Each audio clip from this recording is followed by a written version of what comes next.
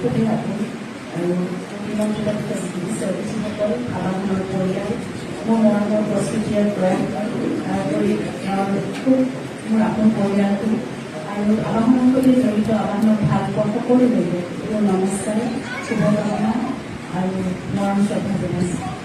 আজি এটা বিশেষ দিন আবাহনে এই বছৰৰ যাত্ৰাৰ আৰম্ভণি কৰিবলৈ গৈছে আৰু এই উদ্ভৱখনত মোক মাতি অনাৰ বাবে মই খুবেই কৃতজ্ঞ। তাৰোপৰি জুবিনক তেওঁলোকে এইবাৰ মঞ্চৰ লগত লৈ যাব বিচাৰিছে, লগত ৰাখিব বিচাৰিছে তেওঁলোকৰ যাত্ৰা।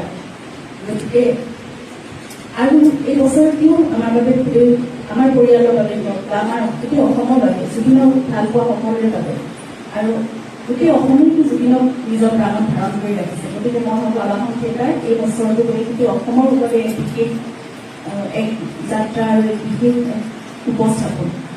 গতিকে নৃত্য নাটিকাৰ মাজেৰে প্ৰস্তুতি ইতিমধ্যে হৈছে ভৱেন শইকীয়া ছাৰক শ্ৰদ্ধা ভূপেন মামাক যেনেদৰে তেওঁলোকে কবিয়ে লৈ ধৰিছিল, তেওঁলোকৰ সৃষ্টিৰাজি কৰ্মৰাজিৰ প্ৰতি শ্ৰদ্ধা নিবেদন কৰিছিল।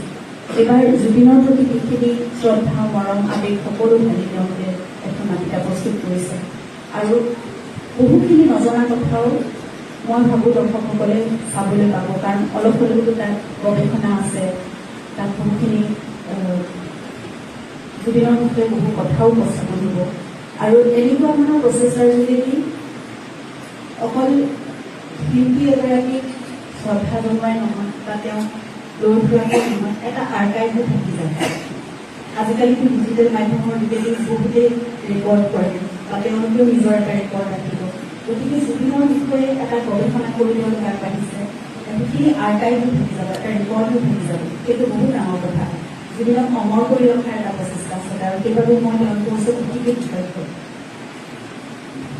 আৰু আবাহনৰ সৈতে যেনেদৰে কিছুমানে কৈছে ৰাখি চনতে আৰম্ভ, গতিকে আমি সৰুৰ পৰা আবাহন থিয়েটাৰৰ সৈতে আমাৰ এটা আৱেগ জড়িত হৈ আছে।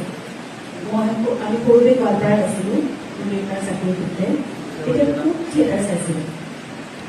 শীতকালীন আমি থিয়েটাৰ চামেই আৰু প্ৰতিখন থিয়েটাৰ এখনো নাটকৰ বাকী নাযায়। গতিকে আমি আবাহন থিয়েটাৰ এতিয়া প্ৰতিখন নাটকৰ বাবে আমি লৈ থাকোঁ, কাৰণ খুব সুন্দৰ এক উপস্থাপন আবাহন থিয়েটাৰৰ আৰু যেনেদৰে আজি বিশ্বনাথ খুব গৌৰৱেৰে কৈছে যে আজিলৈকে প্ৰযোজনাৰ ক্ষেত্ৰত কেতিয়াও কোনেও মাত মাতিব পৰা হোৱা নাই আৰু আজি ৪৭টা বছৰে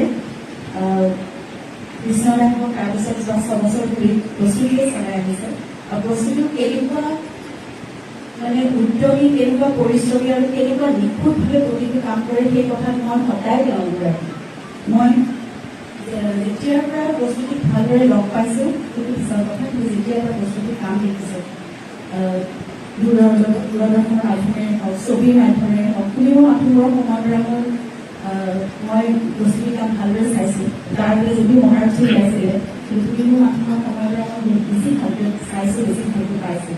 গতিকে সেইখিনি সময়লৈ দেখিছোঁ প্ৰতিটো চৰিত্ৰ, প্ৰতিটো কাম ইমান নিখুঁতভাৱে কৰে আৰু অকল পৰ্দাৰ বা মঞ্চৰ কাম বুলিয়ে নহয়, তেওঁ নিজৰ ব্যক্তিগত জীৱনতো প্ৰতিটো ক্ষেত্ৰত মই সদায় প্ৰশংসা কৰোঁ প্ৰস্তুতি। যেতিয়া কিবা এটা কাম চাওঁ, যেতিয়া কিবা এটা কৰি যোৱা দেখোঁ, বিশেষ কিবা এটা জীৱনৰো তেওঁৰ ব্যক্তিগত জীৱনতো কিবা এটা অধ্যায় পাৰ কৰে, তাৰপিছত মই কথা পাতি মই সদায় প্ৰশংসা কৰোঁ আৰু সেয়া মই অন্তৰৰ পৰা কৰোঁ। মই সঁচাকৈ অনুৰাগী প্ৰস্তুতি, কাৰণ ইমান নিখুঁতভাৱে তেওঁ যেতিয়া এগৰাকী জীয়ৰী হিচাপে, এগৰাকী বোৱাৰী হিচাপে, এগৰাকী পত্নী হিচাপে, এগৰাকী মাতৃ হিচাপে সকলো ফালৰ পৰা আৰু অভিনেত্ৰী হিচাপেতো ক'বই নালাগে আৰু এতিয়া প্ৰযোজিকা হিচাপে ইমানেই তেওঁ সকলো কাম নিখুঁতভাৱে কৰে যে সেইকাৰণেই তেওঁ নিজৰ প্ৰতিভাৰ দ্বাৰা আৰু নিজৰ যিখিনি সামৰ্থ্য আছে তাৰ উপৰি তেওঁৰ উদ্যমীৰ যিটো তেওঁৰ গুণ, যিটো পৰিশ্ৰমী গুণ, সেইটোৰ দ্বাৰা তেওঁ সদায় সফল হৈ আহিছে আৰু এই সফলতাৰ যাত্ৰা সদায় অব্যাহত থাকিব। মই সেইটোৱে কামনা কৰিছোঁ,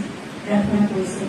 আৰু আবাহনৰ লগত আমাৰ যিটো সম্পৰ্ক নাচনি আচলতে আমি কেন্দ্ৰত থাকি আহিছোঁ ২০-২৫ দিন পাঠশালাৰ লগত আমাৰ যিটো আমাৰ আত্মীয়তা প্ৰস্তুতিৰ জৰিয়তে আবাহনৰ লগত যিটো এতিয়া সম্পৰ্ক গঢ়ি উঠিছে সকলোকে এনেদৰে সদায় থাকক। এয়া এক সাংস্কৃতিক আমাৰ আত্মীয়তা, এই যাত্ৰা সদায় আমাৰ এনেদৰেই থাকক আৰু আমি সদায় যেতিয়া একেলগে থাকিম, সদায় যেতিয়া এটা কাম একেলগে ইজনে সিজনৰ প্ৰতি ভাল মনেৰে আমি অন্তত একো কৰিব নোৱাৰিলোঁ, ভাল মনেৰে শুভকামনাৰ লগত যাচিব পাৰিম, তেতিয়াহ'লে সেই কামটো খুব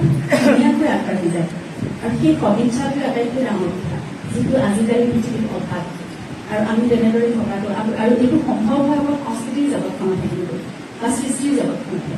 আমাৰ যিমান ব্যক্তিগত মতভেদ নাথাকক বা মতাদৰ্শ নাথাকক, কিন্তু এই সৃষ্টিৰ ক্ষেত্ৰখনত আমি সকলো সমান হৈ যাওঁ, সকলোৱে ইজনে সিজনৰ আত্মীয় হৈ যাওঁ আৰু সকলোৱে শুভকামনাই থাকে।